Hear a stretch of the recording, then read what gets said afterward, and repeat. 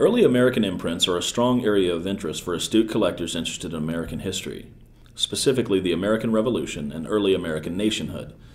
In our September 13th auction in Beverly Hills, we have on offer to the collecting public one of the most desirable early American titles. Lot 37001 is a copy of the rare Aitken Bible, described by Sabin as, quote, the first Bible printed in English in this country with an American imprint, unquote. Nicknamed the Bible of the American Revolution, this copy of the Aitken Bible is bound in its original full leather binding with 7 raised spine bands.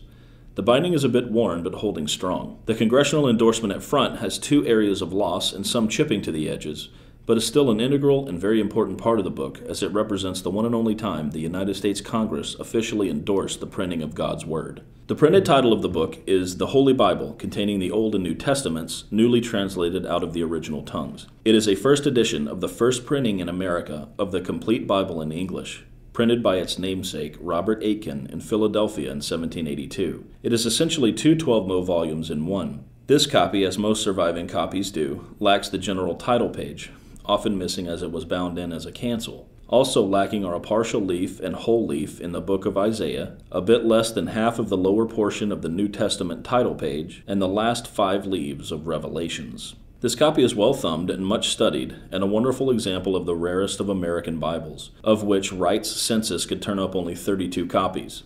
Less than 50 are known today. Charles Evans, in his monumental reference work American Bibliography, refers to the Aitken Bible as, quote, the first edition of the Bible printed in the English language in America, and among the rarest issues of the press in America. This copy originally comes from a Pittsburgh area family who later moved to Ohio. A contemporary ink inscription on the rear pastedown comes from a member of this family. No English language Bible had been published in America during the colonial period, as the English crown held the copyright to the King James translation, printed all Bibles in London, and forbade the American colonists to print their own. After the colonies signed their names and tied their fate to the Declaration of Independence in the glorious year of 1776, the importation of Bibles was soon restricted, and by the following year there was a severe shortage of Bibles in America, a sad fact brought to the attention of the Continental Congress by its chaplain, Dr. Patrick Allison. Allison wrote that, quote, the use of the Bible is so universal and its importance so great, and in so doing he eventually persuaded Congress to pass a resolution to import 20,000 Bibles in English from Holland, Scotland, or elsewhere, into the different parts of the Union. Importation largely failed to meet the demand, so Congress turned their eyes toward another solution, one that would solve the Bible shortage in a homegrown way, by printing the Bible in English in America. Enter Robert Aitken. The noted colonial printer had already published the Journals of Congress and some works of Thomas Paine, so he was a natural for the job.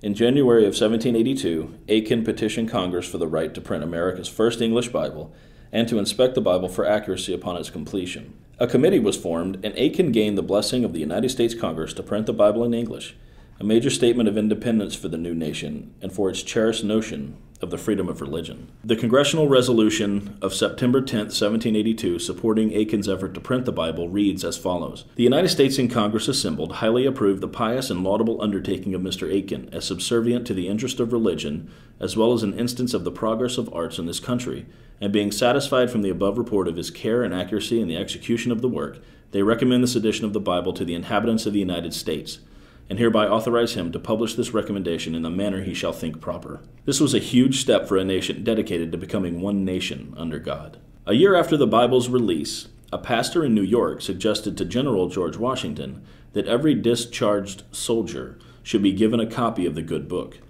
Since the war was almost over and Congress had already discharged most of the army, the suggestion came too late for Washington to act upon. Washington later lamented that, quote, it would have pleased me well if Congress had been pleased to make such an important present to the brave fellows who have done so much for the security of their country's rights and establishment, unquote. In this statement, the important present would have been Aitken Bibles. It is a monumentally important book, vital to the finest of Americana collections.